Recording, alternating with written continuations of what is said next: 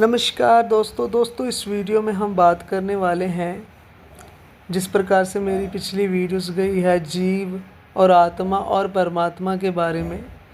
उससे पहले भी मैंने निर्गुण सरगुण की एक परख करने के लिए आपको बोला था कि आप जिससे भी जुड़े हैं वर्तमान काल में, जो भी आपका मार्गदर्शक है, जो आपको ज्ञान दे रहा है, उससे आप अवश्य पूछें कि निर्गुण क्या है, निर्गुण किससे कहा जाता है, निर्गुण नाम क्यों पड़ा है। जैसे कोई भी चीज़ का नाम पड़ा है तो उसका अर्थ क्या होता है, गुण क्या है, निर्गुण क्या है, इन सब के बारे में तमाम चीज़ों की हमें इन्फॉर्मेशन दो।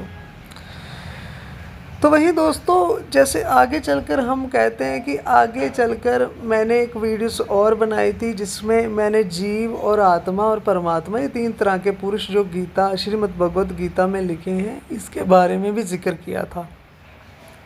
दोस्तों, बहुत लोग आपको ये कहते हैं कि जीव अलग है और आत्मा अलग है और परमात्मा अलग है। ये तीन तरह के तीन पुरुष बताते हैं और कई लोगों का दावा है कि आत्मा परमात्मा तो एक है, चाहे आत्मा कह लो चाहे परमात्मा कह लो, जीव उसका अंश अलग है। और वही कुछ लोगों का मानना है कि परमात्मा का अंश नहीं हो सकता। ऐसा भी बहुत लोगों का मानना है कि परमात्मा ही शरीरों में फंसा हुआ है। अब इनमें से कौन सत्य है? आखिरकार इनको आत्मा अजन्मी है, आत्मा विनाशी है, आत्मा अचल है, आत्मा ऐसे है, परमात्मा ऐसे है, आत्मा सर्वव्यापी है या परमात्मा सर्वव्यापी है। गीता में दो प्रकार के अविनाशी हैं, दो प्रकार के सर्वव्यापक हैं, दो प्रकार के हैं अविनाशी। एक अक्षर पुरुष है, एक परम अक्षर पुरुष, दोनों अविनाशी। अब दो अविनाशी कैसे, एक अविनाशी होता है? तो फिर परमात्मा को लगेगा जैसी बात आत्मा को लगेगा नहीं। ये चर्चा का विषय है, ये अंतर घुसने का विषय है, ये गहरा जानने का विषय है। तो दोस्तों, जैसे मैंने आपको ये कहा कि आप अपने मार्गदर्शक से ये पूछ सकते हैं कि जीव की उत्पत्ति क्या है।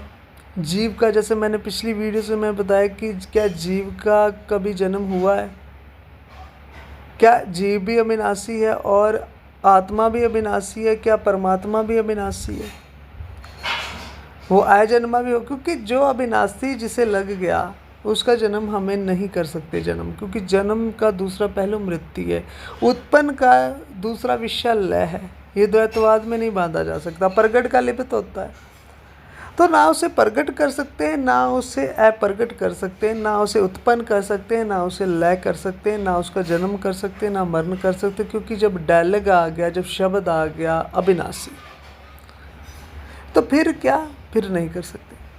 तो दोस्तों, यही धारणा है। अब हम बात करते हैं उपनिषदों के बारे में, थोड़ी हम चर्चा करते हैं उपनिषद इसमें क्या कहते हैं। दोस्तों, वही वेदों का जो है, वेदों का सार उपनिषद भी कहा जाते हैं और उपनिषदों का सार गीता भी कहा जाता है। तो हमें उपनिषदों से इस चीज़ को समझ सकते हैं कि जीव आत्मा अलग अलग हैं, जो आत्मा ही जीव रूप में कन्वर्ट होती है। आत्मा का ही जब आत्मा की अवस्था भटकती है, तो क्या आत्म ब्रह्म भटकता है? ये विषय बहुत गंभीर हो जाएगा।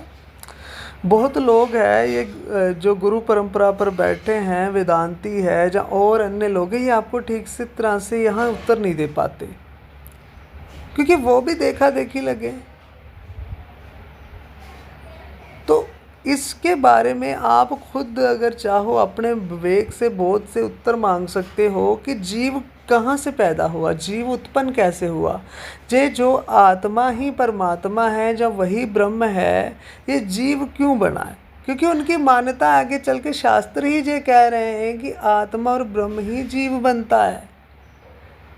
ब्रह्म की जब अवस्था जब नीचे को गिरती है तो वही जीव में फंस जाता है और अपनी ज्यादाश ब्रह्म भूल जाता है। आत्मा अपनी विमूढ़ हो जाती है। अहंकारी विमूढ़ आत्मा करता हमित मनते, ये कृष्ण भी कह रहे हैं। तो आइए, इससे पहले हम ये जाने और कबीर साहब इसके विषय पे कोई आपसे टिप्पणी करें, कबीर साहब इसके बारे में क्या, क्योंकि कबीर साहब का जो है बहुत इसका, कबीर साहब जी का जो दर्शन है इस पे बहुत खुलासे करता है, ज्ञान पे। जो हमारी धारणा हमने पकड़ ली है, हमसे छूट नहीं रही, उसमें उन्होंने वो टिप्पणी कर कर वो हमारा विवेक जागृत किया। परंतु ये कैसे हमें पता चले? बहुत लोग कहते हैं कि कबीर साहब क्या कह गए, समझ नहीं आई। इससे पहले आपको उपनिषद और गीता और शास्त्रों वेदों को समझना पड़ेगा। तो हमें समझना ये होगा कि जीव और आत्मा क्या एक ही है, या ब्रह्म से उपनिषद इसके बारे में क्या कहते हैं, इस पे हम जिक्र करते हैं। दोस्तों, ये जो शब्द आपको दिख रहा होगा, ये शब्द इस शब्द का हम अर्थ करते हैं। शास्त्र इसके बारे में क्या कहते हैं, वेद जहाँ, उपनिषद जहाँ, श्रीमद् भगवत गीता इसके बारे में क्या कहती है, पहले बहुत अच्छी तरह से हमें समझ लेना चाहिए कि ब्रह्म किसे कहते हैं और जीव किसे कहते हैं और आत्मा किसे कहते हैं। और फिर कबीर साहब इस पर अगर कुछ कहेंगे तो आपको आसानी से समझ आ जाएगा। ठीक उसी तरह जिस तरह से आप देखो, यह आध्यात्मिक विषय है, जहाँ सीरियल का या किसी फिल्म का नाम, मूवीज़ का नाम तो लेना अच्छा नहीं बन रहा क्योंकि तालमेल नहीं बैठता। लेकिन समझाने के लिए मैं एक शब्द यूज़ कर रहा हूँ। जैसे आप बाग 1 फिल्म नहीं देखते तो बाग 2 फिल्म का आपको समझ नहीं आता। आप बाग 2 फिल्म देख लो और बाग 1 फिल्म ना देखी हो तो आपको बाग 2 फिल्म देख के कुछ सही से नहीं पता चलता। आपके पल्ले वो जो आपकी समझ में वो बात नहीं पड़ती दिमाग में। आप कहते हो यार पता नहीं क्या हो गया, कुछ समझ नहीं आया। आप भी वैसे के वैसे रहते हो, आप उनकी कबीर जी की भाषा ही नहीं समझ पाओगे। इसी तरह जब आपने पहला जो बाग होते हैं वो सीरियल वहाँ तक वो सीरियल ना देखा हो तो आपको आगे के बागों के जो सीरियल में होता है वो आपको समझ नहीं आती कि ऐसा क्यों हो रहा है, ऐसा क्यों कहा जा रहा है, ऐसी फिल्म में हो सकता है। तो ये मात्र उदाहरण ही मैंने दिया। इसी तरह जब आप शास्त्रों को, वेदों, शास्त्रों या उपनिषदों या श्रीमद् भगवत गीता से ब्रह्म का अर्थ, जहाँ जीव की उत्पत्ति हुई है या नहीं, जहाँ वो अविनाशी है, क्या जीव अलग है, आत्मा ही क्या जीव बनी है, जीव और आत्मा का एक है, जब तक ये आपको समझ नहीं आएगी तब तक आपको कबीर साहब जी की समझ नहीं आएगी। आपको उससे पहले ये यात्रा करनी होगी। तो जो उपनिषदों के कुछ शब्द हैं ये आपको दिख रहे होंगे। इसमें पहला शब्द हम पढ़ते हैं अहम आत्म ब्रह्म। अब अहम आत्म ब्रह्म का आप जब किसी से भी अर्थ कराओगे तो जो जीव ने घोषणा, यानी कि जब शास्त्र लिखने वाला जो है, जब वो जीव, वो जो उसकी चेतना अपने आप में हुई, जहाँ उसने इसको किस प्रकार से लिखा जी वही जाने, मैं उसका सार बता रहा हूँ आपको। तो वो क्या लिखते हैं कि अहम का अर्थ होता है कि मैं, अहम आत्म ब्रह्म, जीव ही आत्मा है, जीव नहीं अपने आप को का, अहम जीव भाव, आत्म, जीव ही आत्मा है और वही ब्रह्म है। तो सभी लोग इस सोच में पड़ गए कि यार बात तो ठीक है, और यही उसका सार है कि आत्मा ही जब जीव की अवस्था में, आत्मा जब भटकती है तो वो जीव अवस्था में आती है। अब जीव तो भटकता नहीं है कि जीव बनी क्यों, ब्रह्म जीव क्यों बना। एक बात कबीर पूछेंगे कि ब्रह्म जीव क्यों बना, आत्मा जीव क्यों बनी, कि आत्मा तो त्रिगुणातीत भी बताते हैं ना। ये आगे पढ़ते हैं, खुलेगी सारी ज्ञान की जब कबीर साहब इस पे विचार करेंगे। तो श्री कृष्ण जी भी इसके बारे में विचार करते हैं। श्री कृष्ण जी भी बहुत वेद खोल कर गए, ऐसी बात नहीं, आपको समझ आएगी इस ज्ञान की। तो आगे बढ़ते हैं। श्री कृष्ण जी ने भी बहुत मदद की आपकी उपनिषद और वेदों को समझने में। तो आगे हम बढ़ते हैं। एक और आपको यहाँ शब्द दिख रहा है तत्त्वमसि। तत्त्वमसि का भी जब आप अर्थ किसी से पूछोगे तो वो आपको यही कहेंगे कि तू ही ब्रह्म है, तू ही परमात्मा है, तेरे बिन कुछ नहीं। वही अगर आप अहम ब्रह्मास्मि इसका भी अर्थ पूछोगे, ये तीनों शब्द जो मैंने बताए हैं इन तीनों का अर्थ आपने जगह जगह पर पूछना है। तो आपको क्या पता चलेगा, अहम आत्म ब्रह्म यानी कि जीव ही ब्रह्म है, ये घोषणा मिलेगी। अहम ब्रह्मास्मि का अर्थ के बाद अगर आप करवाना चाहो प्रज्ञानम ब्रह्म यानी कि चेतनता, जो जागृत अवस्था में ज्ञान प्रकाश रूप में ब्रह्म है, इसे कहते हैं प्रज्ञानम ब्रह्म। इसका अर्थ भी आप करा लो कि वही है, तू ही ब्रह्म है, तू ही आत्मा है। और इसके बाद सर्व खलविद ब्रह्म, सर्व खलविद ब्रह्म जाने की सारे जितने लोगों से मैं बातचीत कर रहा हूँ, मेरे परे जो और भी लोग हैं, वह भी एक आत्मा है, वह भी ब्रह्म है। तो कौन है यहाँ? क्या सिद्ध हुआ? जीव की उत्पत्ति नहीं हुई, जीव ने खुद को ही ब्रह्म कहा है। और कई लोग ये दावा भी करते हैं कि कबीर साहब ने कहा है कि लहरी ढूंढे नीर को और कपड़ा ढूंढे सूत और जीव ढूंढे ब्रह्म को, तीनों ऊत के ऊत। अब ये सुनकर आपको भी ऐसा लगेगा कि कबीर जी भी अब कह रहे हैं कि जीव और ब्रह्म एक हैं, परमात्मा है नहीं। तो कबीर साहब ने ब्रह्म के पार क्या बताया है? पार ब्रह्म किसे बताते हो? इस ब्रह्म जो उन्होंने काल की एक कहानी सुनाई थी ब्रह्म की, वो क्यों सुनाई थी? तो इसलिए थोड़ा समझने की कोशिश करेंगे कि कबीर जी ने काल की कहानी क्यों पसारी थी, क्या रहस्य था उसमें। हम ब्रह्म हैं, अगर हम ही ब्रह्म हैं तो हम ढूंढ किसे रहे हैं, हम भटक कैसे गए? तो ये बात पूछनी चाहिए कि बहुत लोग आपको दीक्षा देते हैं, आपको कहते हैं कि हम आपको ब्रह्म बना देंगे, कोई कहते हैं हम आपको परमात्मा बना देंगे, आप जीव अवस्था में गिर गए हो, आप देह को मानने लगे हो। क्या देह को मानकर देह कभी लग सकता है? ये सवाल कबीर जी करेंगे। क्या कोई कह दे कि मान लो कि आप किसी देह में रह रहे हो और आपने इस देह को क्या मान रखा है? क्या बच्चे ने इस देह को मान रखा है या उसे खुद दुख दर्द हुआ? अगर वो माना हुआ है तो फिर आप किसी और को मान लो। अगर अगर भगवान ना करे आपको कोई इस देह को में कोई आपको बीमारी लग जाए शरीर में, तो आप कहो कि नहीं यार अब मैं इस देह को नहीं मानूंगा, अब मैं किसी और की अच्छी देह को मानने लगूंगा आज के बाद, तो क्या आप उसमें प्रवेश हो जाओगे मानने से? क्या इच्छा करने से आपका सारा काम बन जाएगा? जो लोग कहते हैं कि आपने इस देह को मान लिया इसलिए देह में हो, तो देह को माना नहीं है आपको खुद। जब भी आप हमें कह रहे हो तो कबीर साहब ने तो प्रश्न किया था कि ब्रह्म क्यों आया देह में। अभी ये बात तो साबित कर दी सबने कि ब्रह्म जो है वही जीव अवस्था में गिरता है, क्योंकि ये सब कहते हैं कि तू ही ब्रह्म। अब प्रश्न ये उठता है कि अगर ब्रह्म त्रिगुणातीत था, ब्रह्म यानी आत्मा जो है वो त्रिगुणातीत थी, तो जीव भाव में गलती उससे कैसे हुई, भूल उससे कैसे हुई? क्योंकि जहाँ भूल है, जहाँ अहंकार है, इन शब्दों के बारे में वर्णन आता है तो इसका मतलब है कि वो लिप्त होगी, आकृष्ट होगी आत्मा। अभी ब्रह्म तो त्रिगुणातीत बताया गया, तो इसके बारे में फिर कबीर साहब क्या बोलेंगे ये आपको फिर बाद में पता चलेगा। लेकिन पहले आपको ये अवश्य जान लेना चाहिए कि जीव का जन्म क्या है। यदि ये जीव का जन्म बता, क्योंकि बहुत लोग कहते हैं कि कई लोगों का ये दावा है, क्योंकि अगर उन्हें इस पे जवाब नहीं आएगा तो कोई ना कोई वो मनगढ़ंत आपके सामने कहानी भी रख सकते हैं। वो ऐसा कह सकते हैं कि नहीं, जब मन बुद्धि चित्त और अहंकार अंतःकरण जन्म लेता है उसके बाद जीव जन्म लेता है। यानी कि इनका जोड़ को जीव कहते हैं। किसके? तन के, मन के।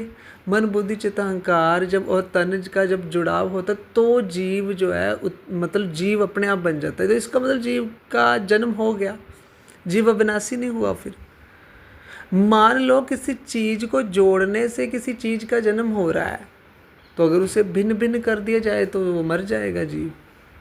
यानी मन को अलग कर दिया जाए, बुद्धि को अलग कर दिया जाए, चित्त को अलग कर दिया जाए, अहंकार को अलग कर दिया जाए, तो जीव नाश हो जाएगा अपने आप। तत्व तत्व में जब समाएंगे तो जीव की फिर मृत्यु। जीव को अविनाशी नहीं बोलना चाहिए था। अंतःकरण किसका है? जीव का अंतःकरण है कि जो जीव ही अंतःकरण है, जो जीव अंतःकरण से पैदा हो रहा है। शास्त्र इस बात की गवाही नहीं देते, शास्त्र तो खुद मानते हैं ईश्वर अंश जीव अविनाशी। तो अगर जीव अविनाशी है तो फिर आत्मा जो है, आत्मा ही जीव भाव में, ऐसा उपनिषद कह रहे हैं, ऐसे श्रीमद् भगवत गीता भी कह रही है, वहाँ भी जीव का जन्म नहीं किया गया। इवन श्री कृष्ण जी खुद ये बात अपने मुख श्री मुख कमल से करते हैं कि जो जीव है, जो अविनाशी, मेरा सनातन, मेरा अंश है। तो इसका मतलब सिद्ध हुआ, वहाँ पे भी सिद्ध हो रहा है कि जो जीव खुद भटका नहीं, प्रकृति के गर्भ में बीज स्थापित किया गया। जीव खुद जीव नहीं बना, ये योजना के तहत बना, तो फिर परमात्मा की भी एंट्री होएगी। अहम आत्म ब्रह्म, यदि मैं ही ब्रह्म हूँ तो फिर ब्रह्म कैसे भूल गया? तो फिर अगर परमेश्वर खुद ऐसा कोई परमात्मा है जो खुद सृष्टि रचना करना चाह रहा है, तो फिर इल्ज़ाम जीव पे क्यों? क्योंकि इल्ज़ाम तो उस पे लगता है ना जो जिससे गलती हुई हो। और इल्ज़ाम क्या है कि अगर आपके सर पर चोट लग जाए, आप आदमी हो और आपके सर पे चोट लग जाए, गंभीर चोट लगने के कारण आप आदमी हो, लेकिन आप गलती से कोई औरत खुद को मारने लगो। मान लो कि आप टीवी स्टार टीवी देखते हो, उसमें से कोई हीरो, कोई स्टार्स है, कोई लड़की है, आपको अच्छी लगती है, आपको पसंद है, वो हीरोइंस जहाँ स्टार होते हैं वो आपको अच्छे लगते हैं, फिल्मों की कोई स्टार, तो आप उसे पसंद करते। जब आपके सर पे चोट लगे तो आप उस लड़की का रूप धारण कर लो, आप कहोगे कि नहीं मैं वो हूँ। तो अब आपको बटका कहेंगे, पुरुष को बटका कहेंगे जो अपने आप को स्त्री मानने लगा, कि जहाँ स्त्री को बटका कहेंगे क्योंकि स्त्री को तो पता ही नहीं, स्त्री का तो कोई वजूद ही नहीं।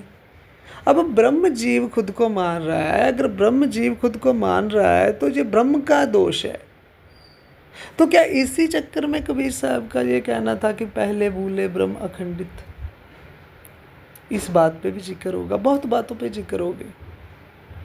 तो इससे पहले जो मैंने आपको अर्थ समझाया है उस बात को थोड़ा सा समझने की कोशिश करेंगे हम। तो ये जो आपको बताया गया, जैसे हमने बात की ये उपनिषदों से की, जो मैं आपको शब्द बता रहा हूँ, जैसे अभी मैंने बात की अहम आत्म ब्रह्म, यानी कि अहम यानी कि मैं, अहम आत्म ब्रह्म तत्वमसि, और अहम ब्रह्मास्मि प्रज्ञानम ब्रह्म, ज्ञान स्वरूप, चेतन स्वरूप, प्रकाश स्वरूप, जिस बोध स्वरूप, और इससे आगे सर्व खलविद ब्रह्म। इसका अर्थ आप अगर करवाओगे तो अर्थ बिल्कुल आपका सही आपको समझ में आएगा, किसी से भी ये करवा लो, और उसके बाद आपको पता चल जाएगा कि जीव ब्रह्म एक ही है। तो आप जब इस चीज़ का अर्थ कराओगे तो आपको एक चीज़ पता चलेगी, जो कुछ लोग आपको कह रहे हैं कि जीव अलग है, आत्मा अलग है, ये आपको पता चल जाएगा कि आत्मा को ही जीव कहा जाता है। अदरवाइज उन्हें कहें कि और कोई सत्य है तो हमें ये बताएं कि जीव की उत्पत्ति क्या है, जीव किस तत्व से बना है, जीव को किसने जन्म दिया, जीव कब कोई कहलाता है, और जीव का मूल स्वरूप क्या है, वो किस धातु से बना है, तो वो बोल नहीं पाएंगे। क्योंकि आत्मा ही जीव कहलाती है, और आत्म जब वो यहाँ संग करना ख़त्म करता है, जब वो अपने मूल रूप में आता है, तो वो आत्मा कहलाता है, वो आत्मज्ञानी कहलाता है, और इस धरा में, इस जगत में ज्ञान देता है। अब आत्मज्ञानी, अगर कोई आत्मज्ञान जहाँ किसी को हो जाए आत्मज्ञान, क्या वो सबका मालिक हो जाता है? क्या आत्मज्ञानी सब कुछ कर सकता है? नहीं, बिल्कुल नहीं, ऐसा नहीं। उसे भी परमात्मा के अधीन रहना पड़ता है, वो भी हुक्म से चलता है। आपने देखा होगा जब किसी को आत्मज्ञान हो जाता है तो और परमात्मा की काम करता है, परमात्मा की ड्यूटी करता है। वो सच्चा भक्त वही होता है जो आत्मज्ञानी है परमात्मा का। जितने भी आत्मज्ञानी आपने देखे होंगे वो परमेश्वर की इच्छा से चलने वाले थे, वो हुक्म से चलने वाले थे। उन्होंने बखूब परमेश्वर का जो है प्रचार किया और सेवा की। उन्होंने मैं कभी नहीं की, अहंकार कभी नहीं किया होगा, वो ऐसे थे। तो अब इसके आगे परमात्मा भी है, तो इसको हमने समझना है। अब ये सारी बातों का अगर आपको पता चलेगा, अगर आप इसकी खोज के लिए निकलोगे, तो आपके अंदर ये सवाल आपके अंदर भी आएगा कि ब्रह्म बोध स्वरूप था, आत्मा जागृत रूप थी, तो वो आत्मा इतनी बड़ी अवस्था में थी, चेतन सत्ता में थी। जैसे लोग भी आपको कह देते हैं कि हमने आत्मज्ञान कर लेना है, शायद आत्मज्ञान आखिरी मुक्ति है, हम इच्छा से हमने सृष्टि की, अब इच्छा ख़त्म कर लेनी है, तो ऐसी जगह पर हम चले जाएंगे वहाँ इच्छा ही नहीं है। तो पहले कैसे आए? आप ये सवाल पूछो कि अगर आप ब्रह्म खुद हम आत्म ब्रह्म, वहाँ कोई इच्छा नहीं, तो हम जीव भाव में कैसे गिर गए? प्रश्न ही उठता है। आप भक्ति लेने बैठ जाते हो, सारी सारी उम्र उनको दे देते हो आप अपनी, और वो आपको कहते भक्ति बताएंगे, आपको जीव से फिर परमात्मा बना देंगे, जीव से फिर परमात्मा बना दोगे, आप ही बन जाओगे, आपकी मुक्ति हो जाएगी हमेशा हमेशा के लिए। क्योंकि आप परमात्मा को बीच में ला ही नहीं रहे। आप खुद ही कर रहे हो, खुद ही कह रहे हैं कि मैं इच्छा से इस शरीर में आया, जबकि आपको याद ही नहीं मैं कब शरीर में आता हूँ।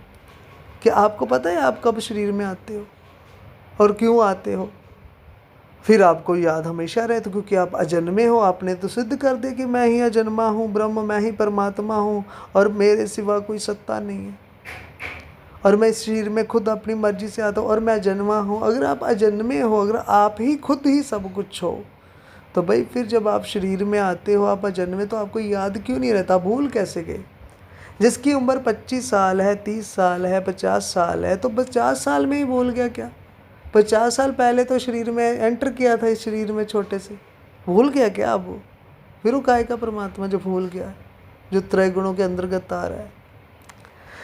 तो इन चीज़ों को अगर आप समझना है, इसके बाद अगर कबीर साहब भी कुछ बात करेंगे, उन चीज़ों को भी आपने समझना है। तो आपको ये बातें पहला भाग जानना बहुत ज़रूरी है, ताकि कबीर साहब कुछ बोलें तो आपको बहुत जल्दी समझ आ जाए। अब गड़बड़ क्यों हो रही है? क्योंकि आप पहला ज्ञान जानते नहीं थे। जो कबीर साहब जी इसके आने से पहले ज्ञान चल रहा है, उसको पकड़ना बहुत ही ज़रूरी है आपके लिए। और फिर आपके अंदर भी वो बिल्कुल उठेगी बात कि हाँ, एक कबीर साहब ने बात तो अच्छी कही। जैसे आप कहीं किसी धारणा में फंसे होते हो, तो धारणा का आपको पता होता है, तो कोई आगे का बंदा, आगे का, उससे आगे की क्लास का बंदा जब आपसे बात करता है, तो आपको पता होता है कि यार ये धारणा तो मैं मान रहा हूँ, हाँ गलत बात तो है ये जो मैं मान रहा हूँ, इससे बढ़िया मुझे इसकी बात लग रही है। उस विषय से भी आप सोचते हो।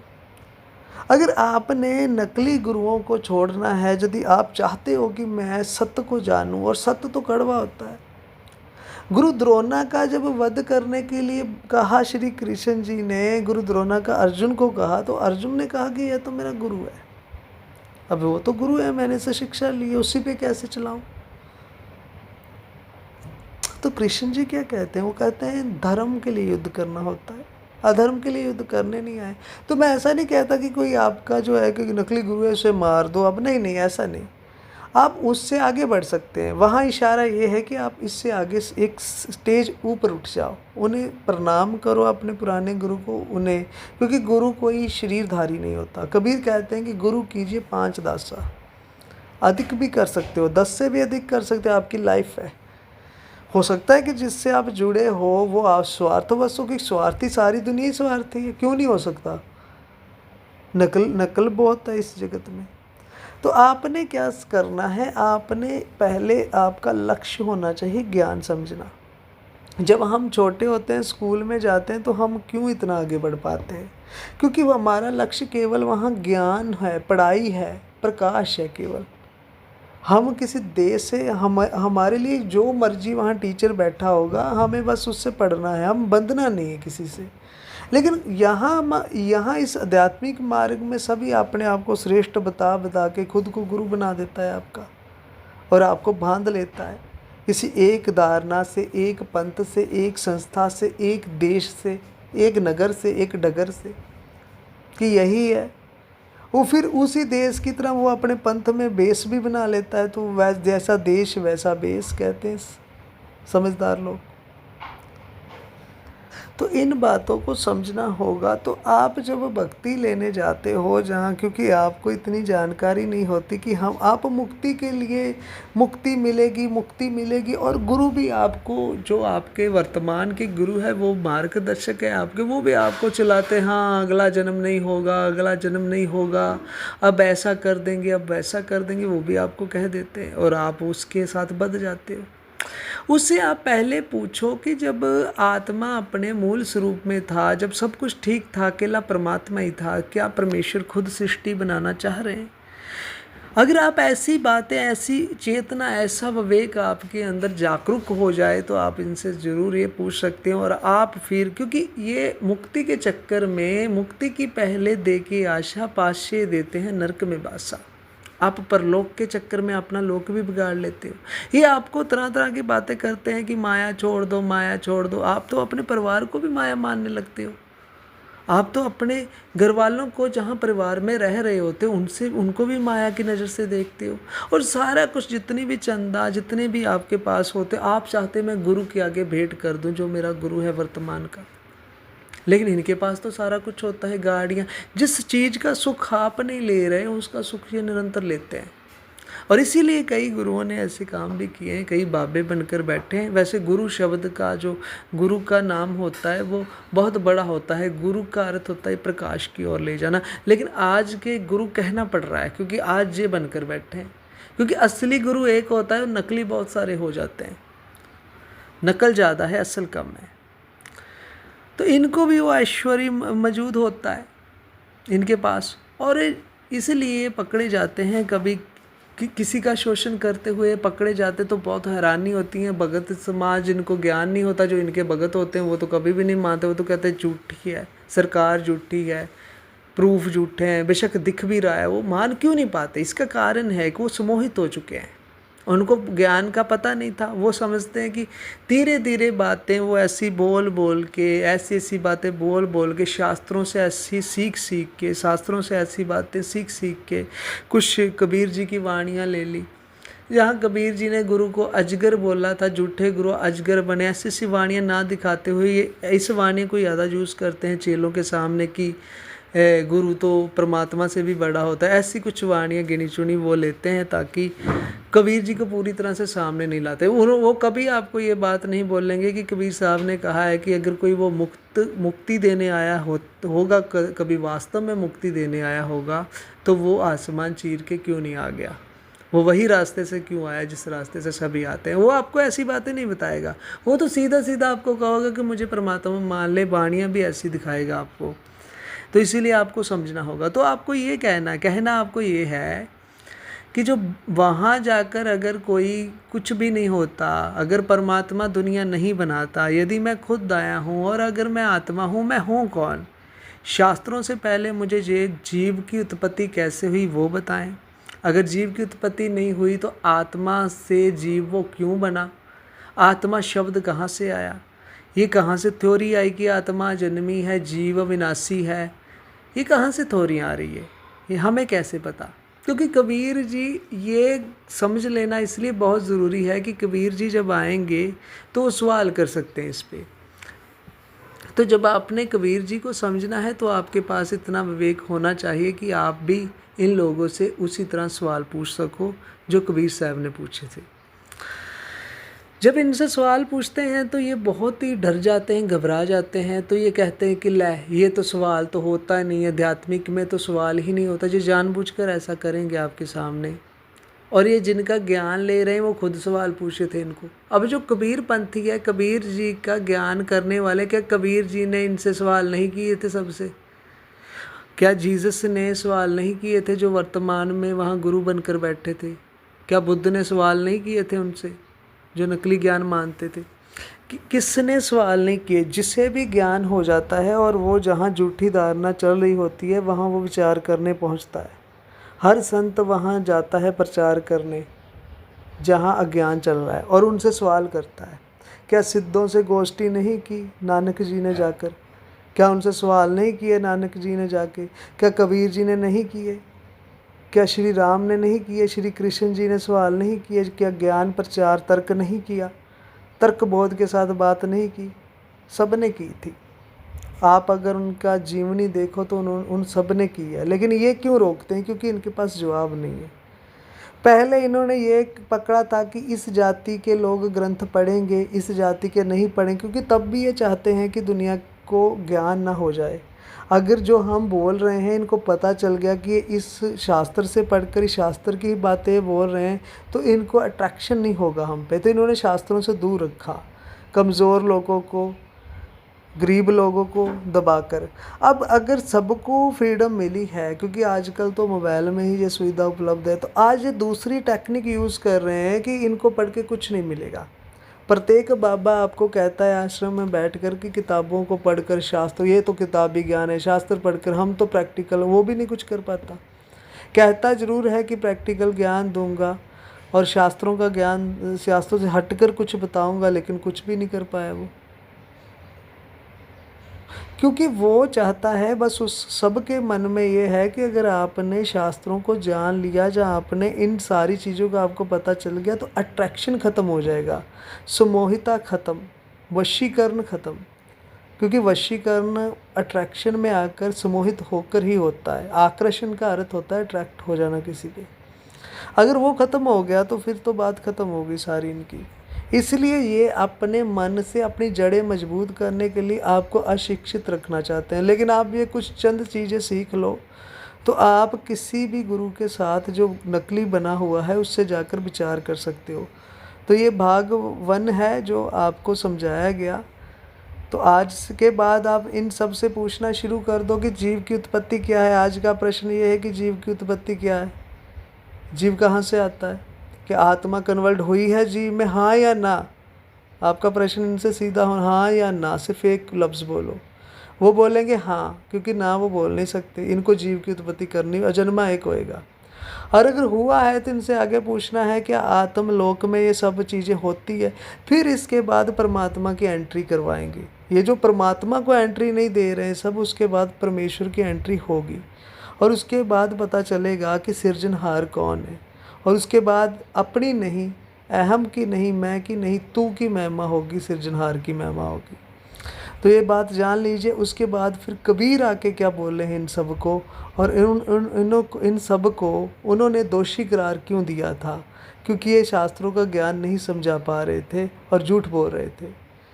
ठीक है, आज के लिए इतना ही। मिलते हैं अगली वीडियो में। आप केवल इन बातों को समझो, उसके बाद फिर अगली बात करेंगे। तब तक मेरा आपको नमस्कार।